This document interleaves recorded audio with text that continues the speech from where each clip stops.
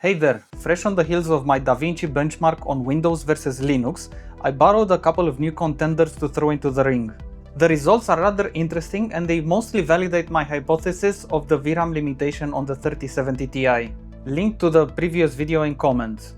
So who are the new fighters? An Asus TUF 5070 Ti with 16GB of VRAM and all the bells and whistles from NVIDIA.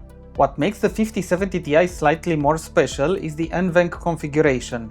It has one decoder engine, but two encoder engines. The second contender is a 9070 XT, also with 16GB of VRAM, the best that AMD can offer. The results? The 5070 Ti is almost 7.6 times faster than the 3070 Ti in Windows. Sounds good? Let's jump into the tests. The benchmark system is the same, an AMD Ryzen 7 5800X, 32GB of DDR4 memory, PC 3200, on an Asus TUF Gaming B550 Plus motherboard. The GPUs used in this test? The 3070 Ti, the 5070 Ti, and the 9070 XT. The benchmark that I ran was the one from before, a DaVinci timeline composed of a mix of 8K and 4K files shot in Vlog, with color correction, resizing, film look effects, plus a smattering of titles and generators. I ran the test both on Windows 11 and Rocky Linux 10, with a caveat to come up later. So let's break it down. When it comes to Windows, the 5070 Ti was almost 7 times faster when it comes to H.265 and almost 5 times faster for H.264 compared to the 3070 Ti. The 9070 XT was also a respectable 5 times faster when it comes to H.265 and 3.5 times faster when it comes to H.264. Comparing strictly the 5070 Ti and the 9070 XT, the difference is significant but not huge. The 5070 Ti is leading the 9070 XT with around 35 to 40% performance improvement. But there is one more thing to mention here. Blackmagic seems to love NVIDIA in a way that it doesn't love AMD. The export profiles are much more mature on NVIDIA, less so for AMD. More thoughts on these in my conclusions. So what about Linux? Well, here's the caveat I've mentioned. While you can install the AMD drivers on Linux, and you can install DaVinci Resolve, and it does start, and you can edit the videos, there is no way for you to export H.264 or H.265 videos. The two H.264 and H.265 masters are simply missing. You can export in proxy formats, but then you would have to go through the hassle of converting the files again, and that simply defies the purpose. So here are the relevant Linux charts. Compared to the 3070 Ti, the 5070 Ti is 3.9 times faster for H.265 and 3.4 times faster for H.264. Impressive, but not as much as compared to Windows. But what's the difference between Windows and Linux for the 5070 Ti? Here is where things get underwhelming. In Linux, the performance gains are about 10%. Significant to be sure, but not groundbreaking. Putting all the benchmarks on the same chart, including all platforms, yields an interesting picture.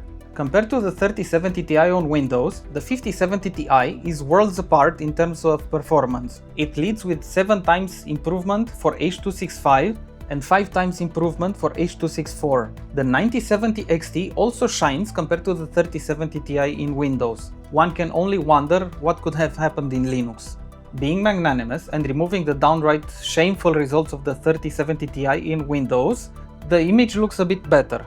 Well, less shameful. With the 3070 results in Linux as a benchmark, the 9070 XT is 2.5 times better, while the 3070 Ti is around 3.5 times faster in Windows and around 4% faster in Linux. It almost makes generational sense. So what are the conclusions? First, I think this kind of clarifies the issue with the poor performance of the 3070 Ti in Windows. The bulk of it is definitely related to the 8GB of VRAM. NVIDIA did this on purpose, and frankly, it's unforgivable. So NVIDIA, fuck you. Second, I'm seriously thinking of modding my 3070 Ti to 16GB of VRAM. That would make for a very interesting side project. Third, the 5070 Ti is a pretty impressive GPU for DaVinci Resolve, if NVIDIA could be bothered to care about consumers anymore. Fourth, let's go on a bit of a rant about AMD. While they have come quite a long way with the latest GPUs, they are still quite far behind on features. Decoding and encoding are good. They feel on par with NVIDIA. Some effects are on par, some are far behind. The lead AMD allowed NVIDIA to take with CUDA is huge. Let's hope not insurmountable. And the difference in bitrate between the NVIDIA and AMD profile is also significant.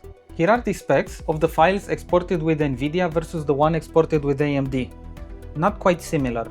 I also needed to do a bit of voice training in DaVinci Resolve while I had the 9070 XT in my computer. The estimates for training 7 minutes of voice was around 7 hours. I switched to the 5070 Ti and it was done in 10 minutes. Because on the AMD GPU, there was no acceleration, the whole job was done on the CPU. AMD is trapped in a bit of a vicious circle.